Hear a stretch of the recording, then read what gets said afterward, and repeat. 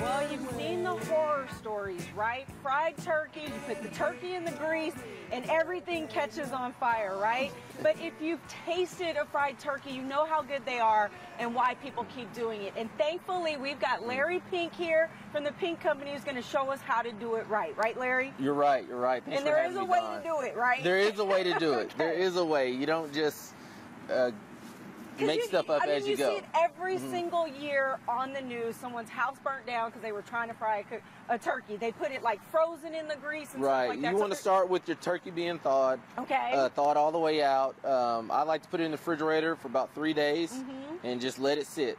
I mean, don't go out on Wednesday night. No. Trying to get you a frozen turkey to thaw. If you're waiting until the last minute, just go buy a cooked turkey. Right, there you go. There you go. And then once it's thawed, you want to wash it. Just running water all over it. Wash it out good. Remove the innards, the neck, the gizzards, and all that. You know, don't throw it away. A lot of people use it for gravy. Right? You know, stock. Yep, stock, whatever you want. Remove those, and then I like to use an injection marinade. You can go to your grocery store and buy some of your favorite spices. You know, some people make them. There's a lot of good ones over the counter. So how do you do that? Because I've never actually done this. Well, you want to start with your marinade. Right. You put your syringe in. And that's your special secret marinade. So if they want that marinade, they have to call you. They have to call me. Yes, you have to call me. Yep. And you want to make the least amount of punctures in the turkey as possible. Okay, so about how many then do you think? Well, one per each part of the bird. Okay. So if you have a breast on this side, you want to make one hole in it. All right, and just get it up underneath there. Get it in the inside of it. Push it in. You can pull it out, and if you want to do a different part of the breast, pull it out, and then reposition in the same hole. Oh, so you're not making a whole bunch of different. Because what does that do? Does it just let too much of the grease in different parts? Yeah, you want to keep the marinade in. Got it. In the turkey. It'll a little bit will come out. That's fine.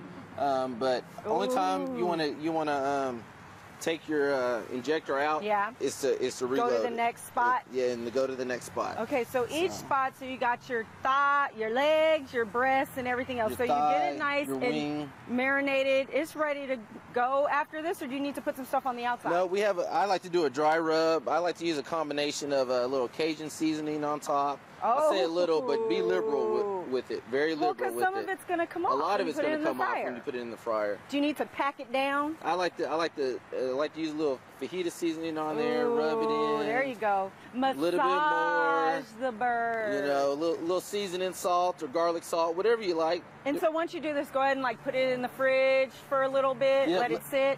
Put it in the refrigerator 30 minutes to an hour. If you have time, I like to let it go overnight. Just let it all.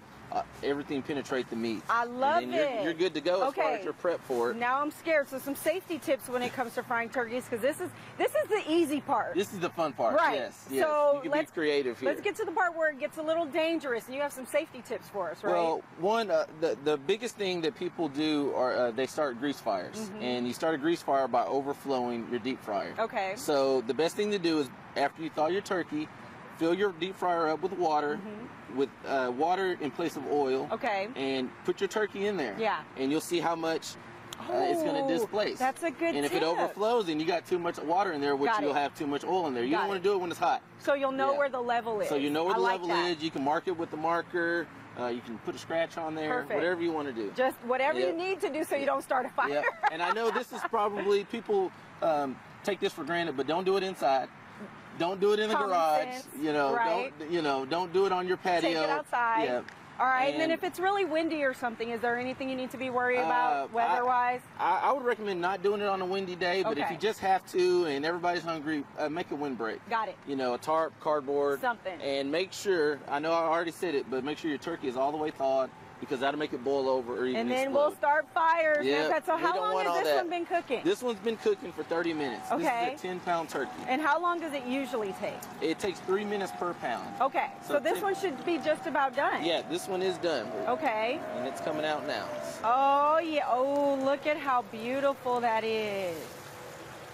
And I note that you're taking all your precautions to make sure you're not causing any issues over there. Oh yeah, and I'm just setting it up here, and I want to let it drain a little bit. Get some of that extra grease. Oh, sweet baby Jesus that is calling my name. That is how you fry a turkey, Larry. All right. I can't wait to taste it. Well, you guys, so many great tips if you're going to try it on your own, but of course you can call Larry and order one, right? Yes, What's the number? I can be reached at 972-342-3326.